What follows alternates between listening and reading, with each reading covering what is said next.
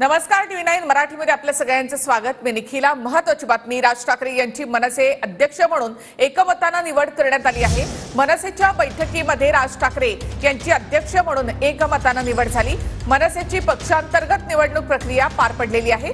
राज ठाकरे यांची 2028 पर्यंत अध्यक्ष म्हणून नियुक्ती एकमताने करण्यात आली आहे। अभिनंदनाचा ठराव मांडण्यात आला। निवडणूक आयोगाच्या अधिकाऱ्यांसमोर ही प्रक्रिया पार पडलेली आहे।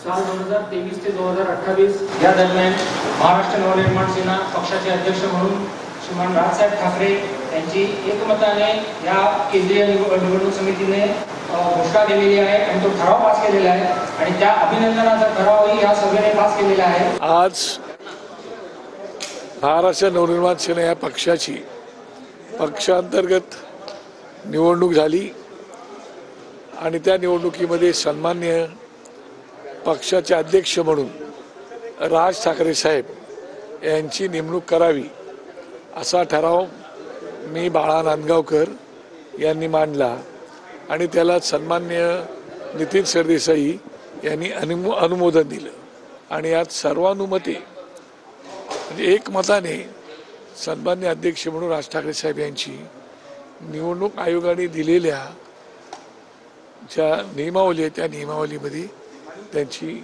नेमणूक झालेली आहे आणि त्याचा अभिनंदनाचा ठरावही या ठिकाणी मंजूर करण्यात आलेला आहे।